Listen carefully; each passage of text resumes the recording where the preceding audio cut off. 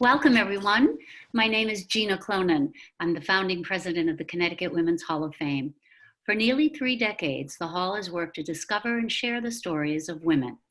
Our various educational platforms acknowledge the individual and the collective feminine voice. There's no more important time than now to talk and listen.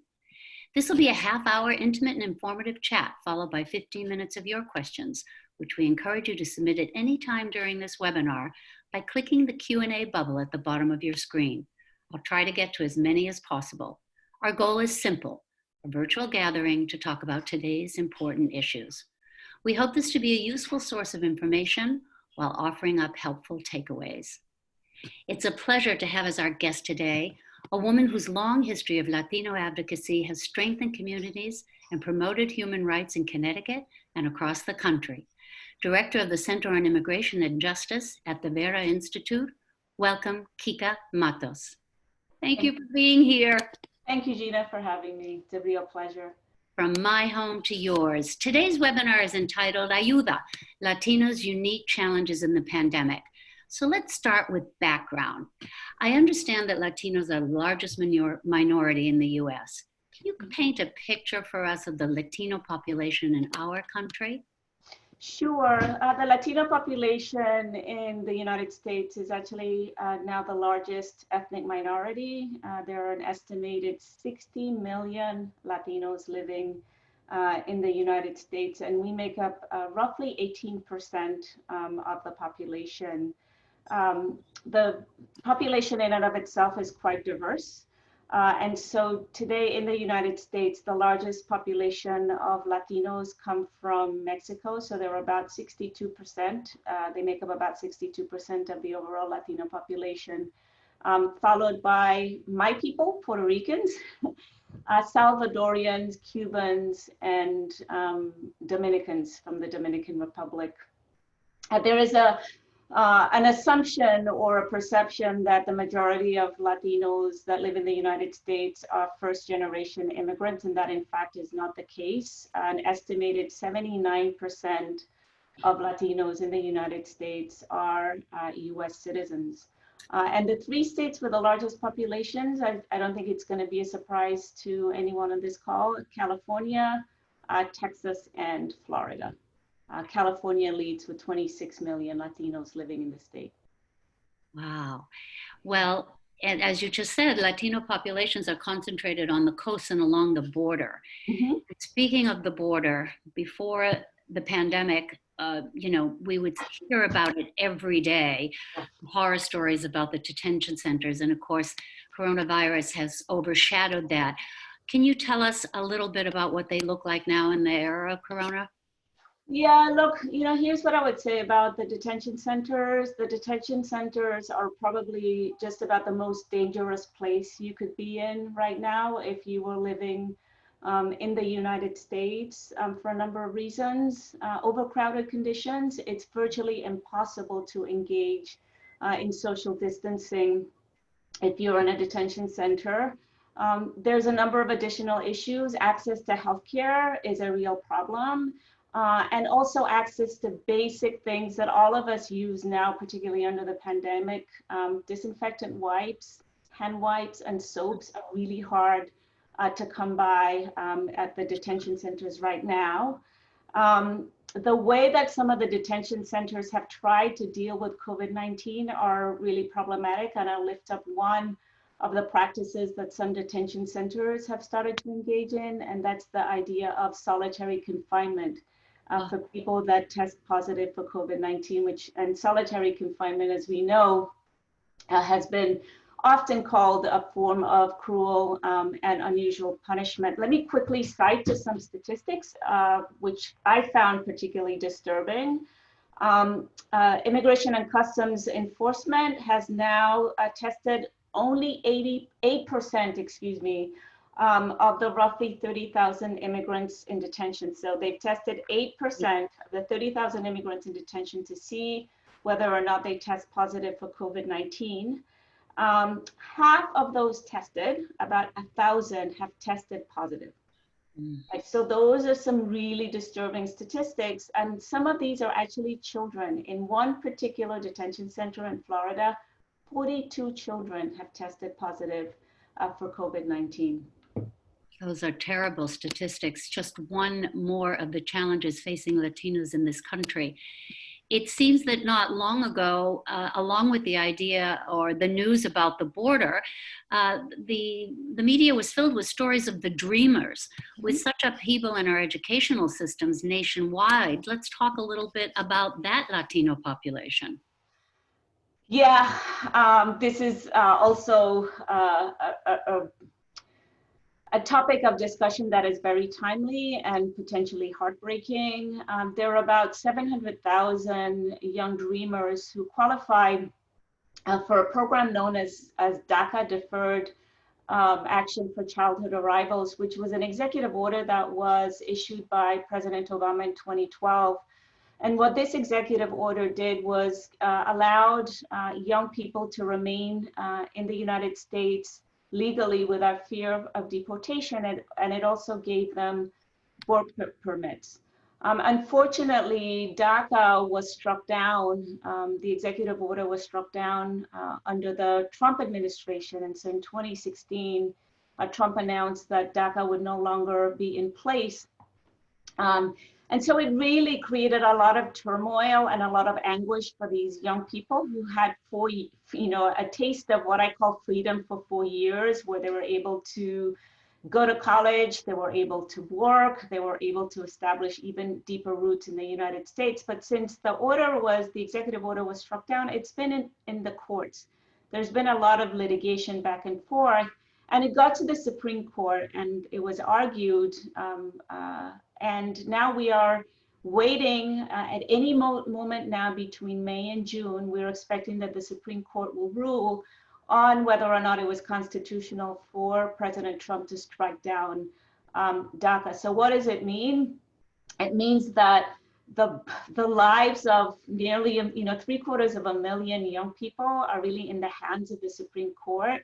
And based on the conversations that I have had with young people who are documented or even dreamers who don't have DACA status, there's a lot of anxiety, there's a lot of anguish, there's a lot of uncertainty about their future, particularly under this pandemic, because the opportunities are much more narrow. And so everybody's waiting with bated breath, basically, to see what the Supreme Court will do.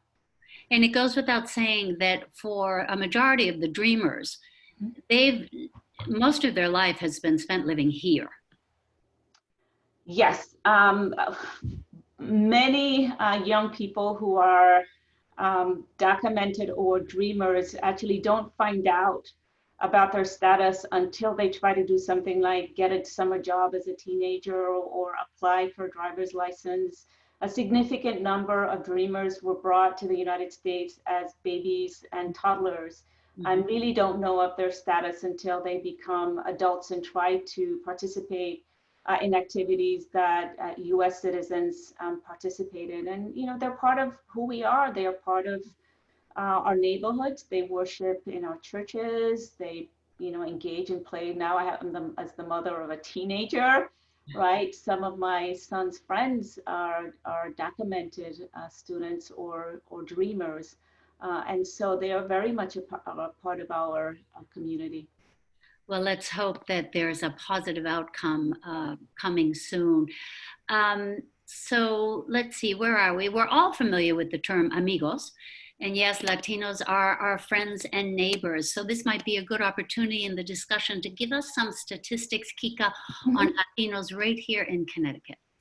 Yeah, there are a significant number of Latinos also living in Connecticut. An estimated 540,000 of our state's residents identify as Latino, and nationally, we are number 11 in terms of states with the largest Latino populations. Wow.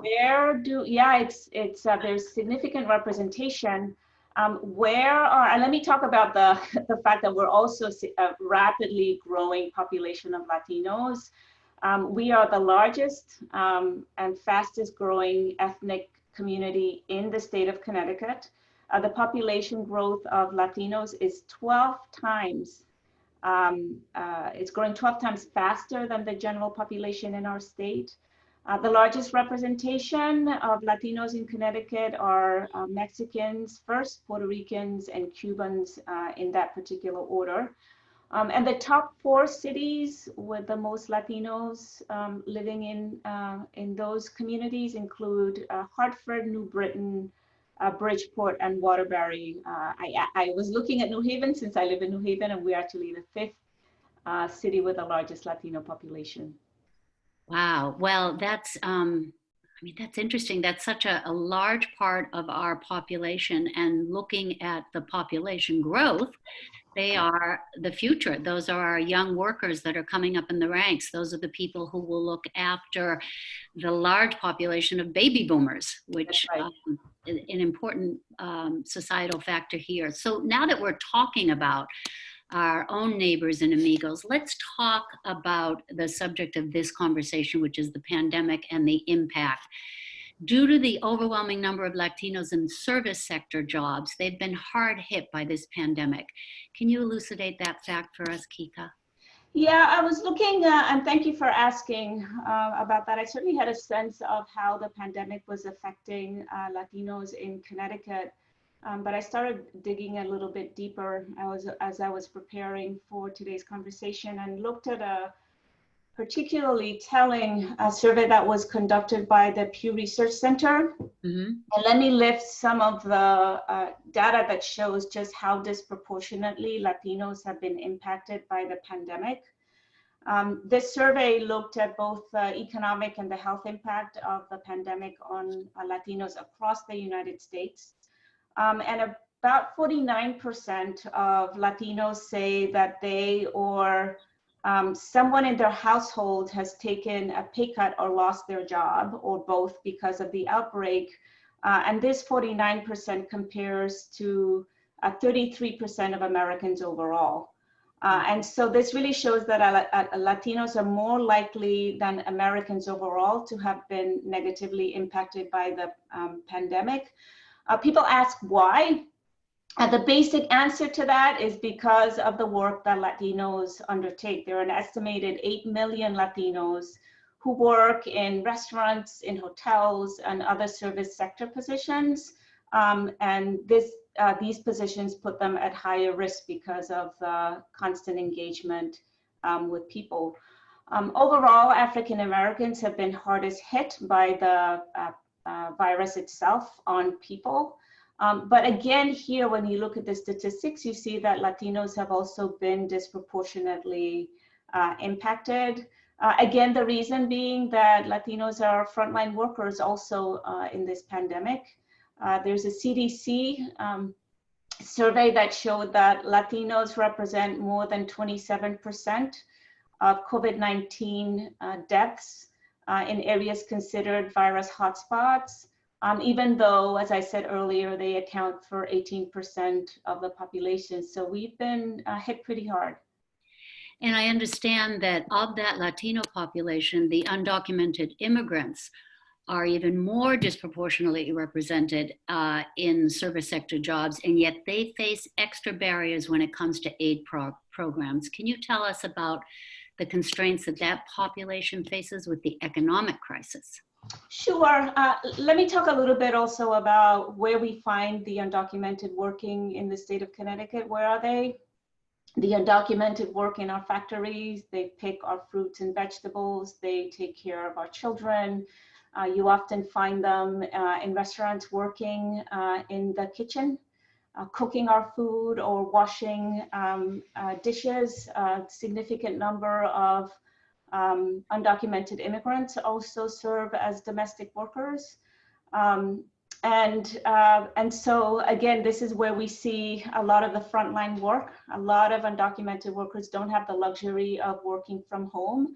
The work requires that they show up in a factory, that they show up in a nursery or a farm, that they show up to take care of kids. And unfortunately, even though the federal government has stepped up and they issued relief checks for significant numbers of American families, The first wave of relief under the first package that Congress signed off on explicitly excluded the undocumented and explicitly also excluded what are known as mixed status families, which means that if for example, my household includes one undocumented person, I would be excluded for relief under the federal stimulus relief checks. So nobody who received a relief check under the first wave is undocumented or lives in a household with undocumented families. So what does this mean? This means that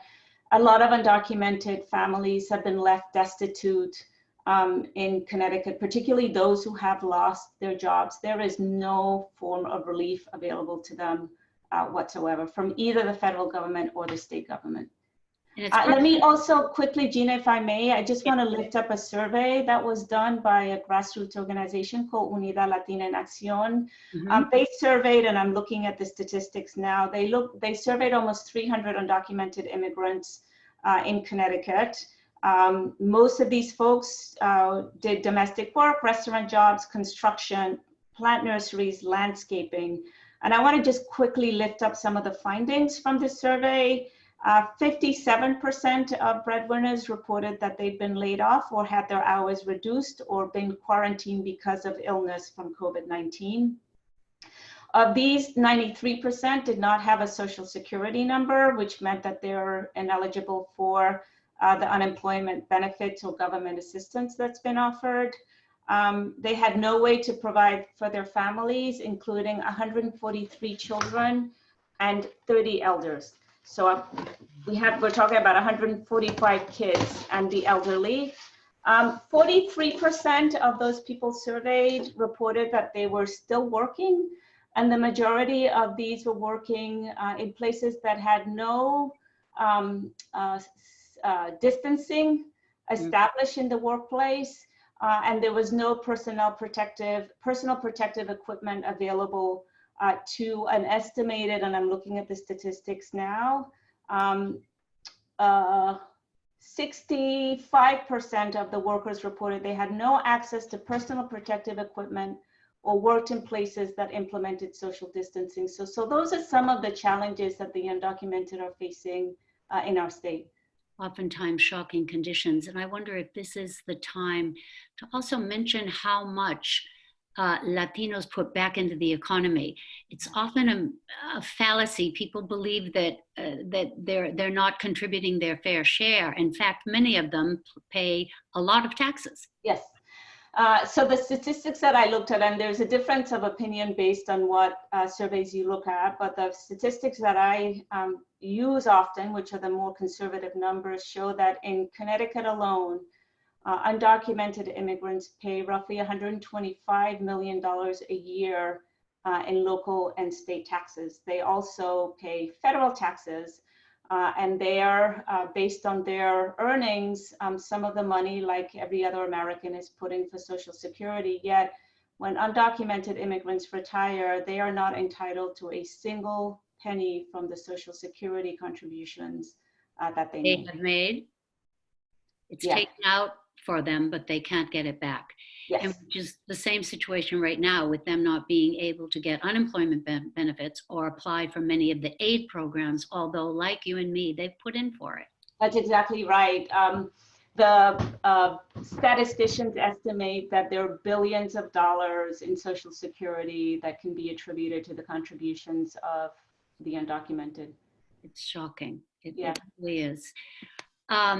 So we know that women experience an added burden during the pandemic relative to work, childcare, caring for relatives, imbalance in domestic chores. Tell us about Latino women and their unique challenges now during this crisis, Kica.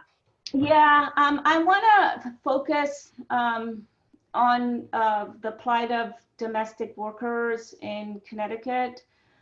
Because a large majority of the domestic workers in Connecticut are immigrant women, Latina immigrant women. And as I was thinking about the plight of domestic workers, I thought many of the challenges apply across the board to all women, right, irrespective of your ethnicity or your status. But I think it's really acute to domestic workers. So let me paint a picture for you of domestic workers in Connecticut. 40,000, there are an estimated 40,000 domestic workers that are in Connecticut. And when I talk about domestic workers here, I'm talking about nannies, home care workers, housekeepers, and caregivers. Under the pandemic, some of these nannies are still caring for children so that their parents can go to work in whatever industry they're in, including the healthcare industry. Home care workers are still in nursing homes caring for the elderly despite the grave risks that they run. We know the statistics about the spread of COVID-19 in nursery centers. And they're also keeping many hospitals clean and sanitized. So we see a lot of home care workers also working in medical centers and making sure that the conditions continue to be as safe as possible. Many of these domestic workers are mothers themselves, right? And they have to contend with taking care of their own children and their own families. And one of the things that's been striking under the pandemic is that some of these domestic workers have actually agreed to move in with their respective bosses in order to not spread or the COVID-19, right? So they have agreed to actually leave their children behind in the care of somebody else so that they can move in and continue to do their jobs and continue to provide for their families. Here are some of the challenges that we picked up, right? What do? Do you, quit your job and become destitute knowing that there's no form of relief for you? Or do you sacrifice and risk what are really dangerous jobs to continue to put food on the table? For mothers, the challenge is who takes care of the elderly if you're responsible for taking care of your mother or your grandmother, and who takes care of the kids? Do you risk, for example, going to work and having your teenage son or daughter take care of younger children? And the kinds of stories that I've heard are really heartbreaking. I mean, I heard of one particular domestic worker who was fired. Her boss said, "I can't risk having you work here anymore because I'm afraid that you will infect my family." And so she was fired. And this woman had a limited amount of money. She has 3 children. Her mother contracted the virus. She became COVID positive. And she had a dilemma in her hands. Did she buy medicine for her mother or did she feed her kids, right? And so she was really destitute about trying to make this decision in a way that took into account both her mother's health condition and the need to feed her children. And so that's just one example of, there's a video that we can share that the National Domestic Workers Alliance recorded of a woman, Edith, who taped a plea to Governor Lamont from her hospital bed. She tested positive for the virus and was sick enough that she had to be hospitalized. Her entire family got sick. She and her husband had to leave their jobs and they were destitute. They are now in debt because they had to borrow money to continue to try to provide for their families. Oh, Kica, these are just tremendously sad stories, and brings us to the title of this conversation, which is Ayuda, help, addressing the needs. I want to remind all our listeners, please, you're getting a lot of information here. Ask questions. You can simply do that by clicking on the Q&A bubble at the bottom of your screen. We're going to get to those soon, but let's get to the next part of our conversation entitled Help. So what is there of help and what there isn't? We've established that the needs of the Latino community are not being met in the same ways that many other hard-hit groups have seen. So let's first start with what's being done nationally. Yeah, a lot of the focus at the national level has actually been on encouraging the new legislative package to make sure that there is relief provided for Latino small business owners and families.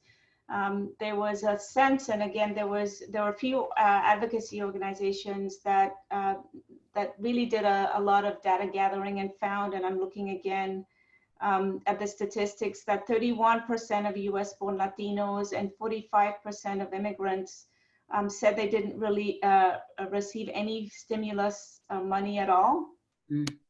And so at the national level, there were efforts to make sure that the provisions of the HEROES Act, which is a pretty significant package of relief, the second wave, so to speak, included relief for small business owners and families. And so at the national level, a lot of energy has focused on making sure that Congress comes through.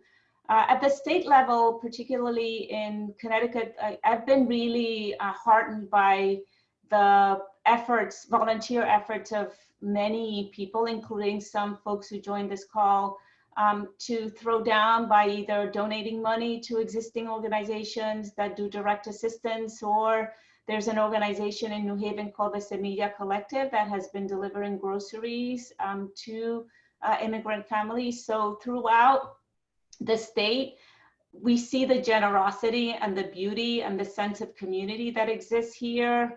There is also an effort to encourage the governor to create an immigrant fund that would set aside money to make sure that the most destitute undocumented immigrants who were unable to receive any form of relief at the federal level actually get some money from the state, particularly those who have paid taxes in the state of Connecticut. So a lot of our efforts have been devoted to encouraging Lamont to step up and do the right thing. California set up an immigrant relief fund. New York has set up an immigrant relief fund. There are now about a little bit over a dozen jurisdictions around the nation that have done that. And we want to be part of that wave of states that have wrapped their arms around the most disenfranchised to say, we are here to support you. And I understand that a lot of those efforts in other states are a part of the state funding and part coming from community groups, philanthropic groups. Yes, a lot of the partnerships have actually been public-private partnerships. So the quickest example I can give you is California. The governor set aside $75 million for this fund to help undocumented families. And private philanthropy in California stepped up and said that they would pitch $50 million. So we're looking at $125 million of aid dedicated to immigrant families in California. And ideally, the best case scenario in Connecticut would be a public-private partnership so that both philanthropy and government is stepping up to do the right thing. Did I read somewhere the new group that was started by philanthropists here in Connecticut? I think it's for Connecticut. Yes. Aren't they looking into this? Yes, I've personally had really positive conversations with the folks at 4CT. Look, they get it. The plight of the undocumented is very much on the radar screen, and I feel really confident that they're going to come through for immigrant families in Connecticut. I hope so. And if you're listening today, you can encourage them to do so by checking them out online. So as we come to a close of our chat, because we want to get to some question and answers, people often remark about America's bilingual environment. It points to the tremendous influence and impact that Latinos have. And all of us have incorporated many Spanish words into our vocabulary. Mm-hmm. In closing, are we making progress as a nation and the state on bicultural appreciation and acceptance, which would of course play into the very challenges we've talked about today? Yes, and let me just tell everybody on this call a secret about Geena. If you don't already know, Geena is fully bilingual and her Spanish is beautiful. Before we logged on, we were actually chatting in Spanish. Geena spent some time living in Mexico. And so she knows more than amigos and Ayuda. She's fully fluent. Look, the answer to that is yes and no, and I'm not interested in getting political during this conversation, but I would note a couple of things. At the state and local level, it's been really beautiful to see the way that Latino culture is appreciated and uplifted in Connecticut. In New Haven alone, I think about the Puerto Rican parade every year. In New Haven, again, the Day of the Dead is now has been turned into a major parade and party in New Haven, and it just has grown in leaps and bounds over the last decade. The Ecuadorian consulate has done a really good job of creating festivals in New Haven and around the state to celebrate Ecuadorian culture. And so you see that here. At the national level, I think we really are challenged by a national climate that I think in many respects has been really hostile to Latinos, particularly Mexicans. So it really is a mix of two things. I think the messaging that comes from our government right now is not positive towards Latinos or immigrants.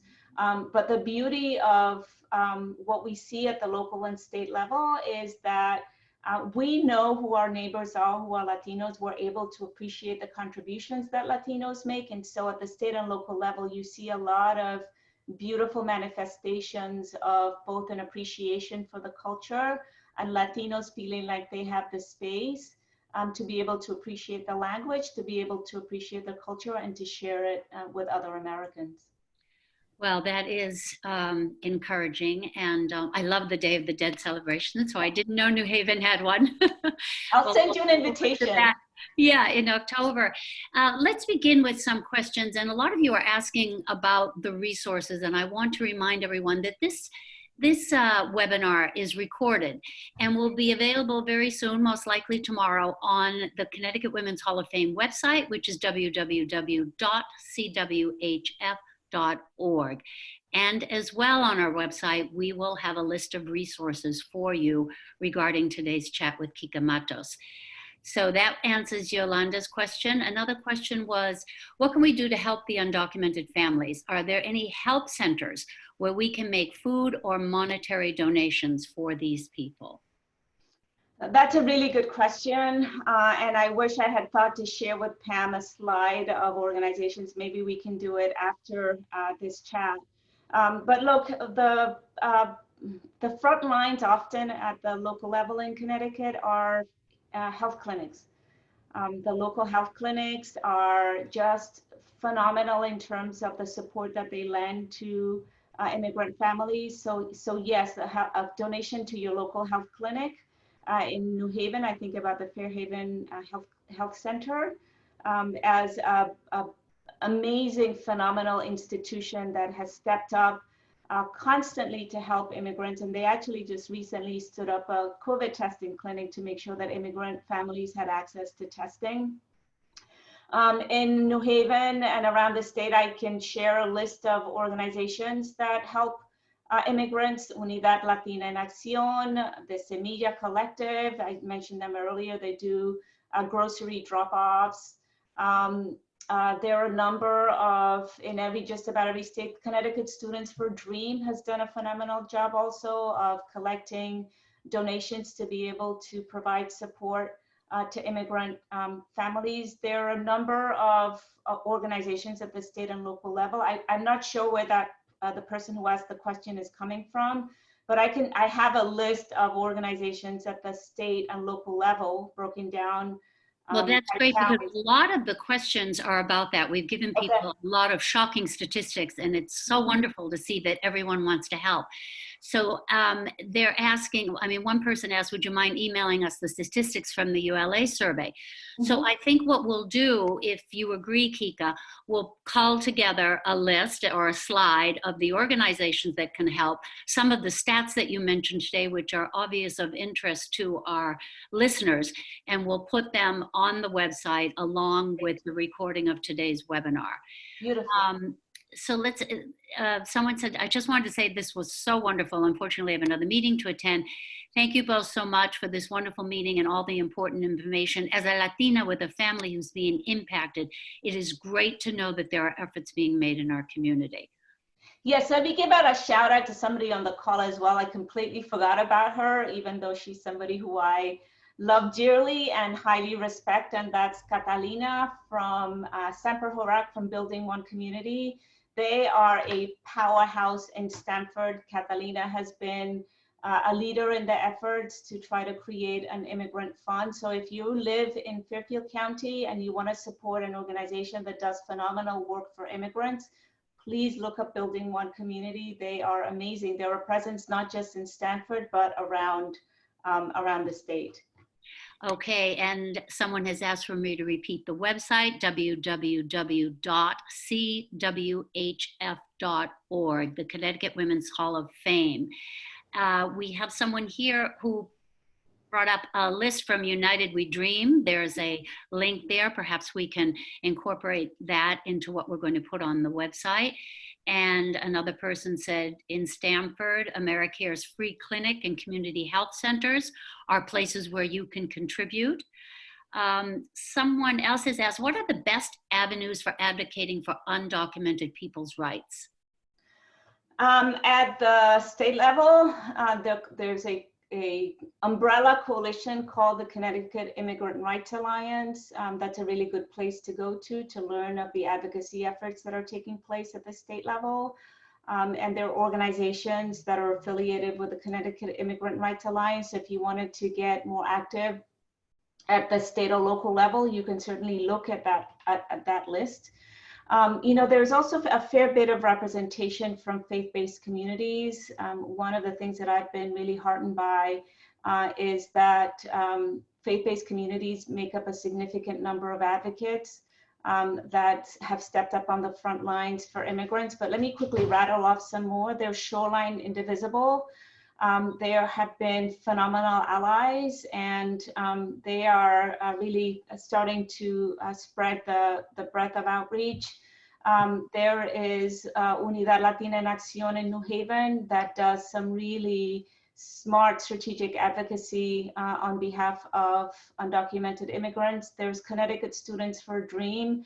They are fresh, they are fierce, they are ferocious, they're really energetic, and these are young people, dreamers who are fighting for their rights. In Hartford, there's the Hartford Defense Fund, or the Hartford, I think their name is the Hartford Defense Committee, but if you Google Hartford Defense Committee, Constancia Segovia is a leader behind those efforts. And so those are just some organizations. And again, I can send the link to the Connecticut Immigrant Rights Alliance. And I'm happy to share my email if folks want more specific information that is related to your own geographic leaning. And I'm more than happy to provide you with a list. A lot of people want to contact you. And with respect for your privacy, we don't offer that information, but people are asking, how can they contact you? I think some people have some more personal questions. I see that someone here would like to know what resources are specifically for an undocumented worker, because I know there is always much fear involved with applying for aid or programs or help. For fear of backlash. So how might we go about sharing your information? Do you wish to do that now? Shall we do that on the website after we upload this? Or how would you feel about that, Kica? Yeah, I'm more than happy to share my email with folks on this call. My work email is kmatos, that's KMATOS as in Sam, at Vera.org. So again, it's kmatos@vera.org. And if it's a spammer, I can always move them to the junk box, but it looks like we have a fierce audience here today. Amazing. Everyone wants to talk to you. So it's just proof that what we've done today is an incredible service to the community. I'm going to go back to some of the questions because I didn't get to all of them. So we know that people are very interested in the ULA survey. What was that again? Unidad Latina en Acción. This is a survey that looked at the plight of undocumented families in Connecticut and revealed some really disturbing statistics about people's conditions right now. Okay, all right. And let's see, we talked about the Stanford Clinic. We've got United We Dream. Repeat the name of the Hall of Fame. Again, www.cwhf.org. There's going to be lots of information on our website. And in fact, from someone at the Hall, we'll work on getting this information online after the webinar. It should all be up by the end of the day. And when you go to the Connecticut Women's Hall of Fame website, at the top of the page, it says what we do. And when you click on what we do, you have the webinar series. So I know that coming toward the end of our conversation, you wanted to share a bit of information, which... Yeah, sorry, Geena, let me also say, I forgot that Unidad Latina en Acción, and I'll spell that for you. It's UNIDAD, Latina, LATINANEN, Acción, ACCION, has a Facebook page that is dedicated to COVID-19 resources.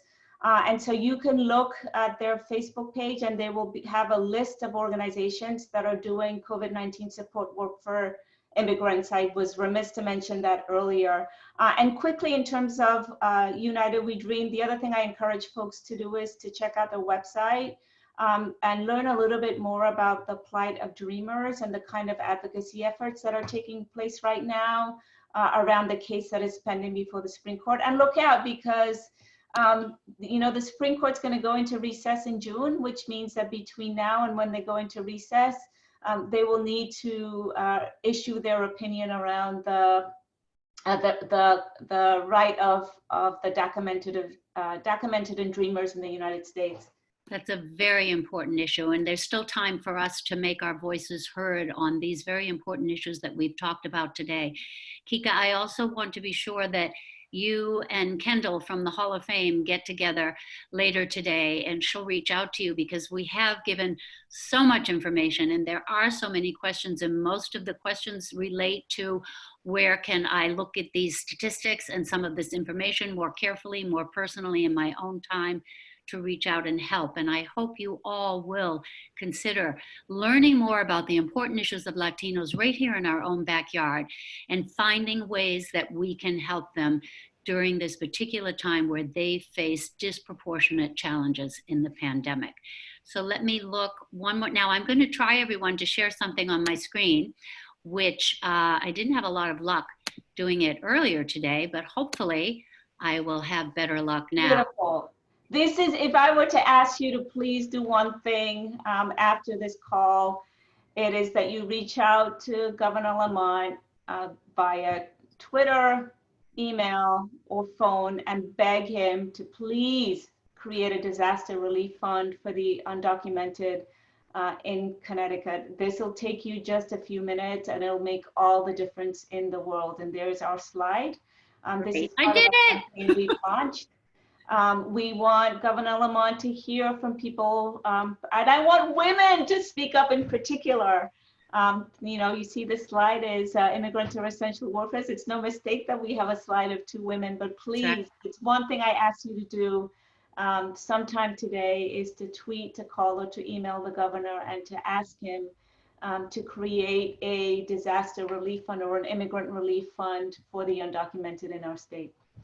I think it's particularly important, Kica, that you mentioned the voices of women, because that's what the Connecticut Women's Hall of Fame is all about. And this webinar series is proof positive that we listen and that we make sure our voices are heard. So speak up. Get out there. I look forward to talking to you all again next month when our guest will be Regina Rush Kittle. And for now, I just want to say mil gracias, Kica. You're amazing, and the work you're doing is amazing, and we are behind you 100%. Mil gracias a ti, Geena. Thank you so much to the Connecticut Women's Hall of Fame for caring about issues related to Latina women and immigrant women. And I've had a lot of fun. Mil gracias. Thank you. And thanks to everyone who listened in today. Stay healthy, stay happy, and until we meet again. Adios.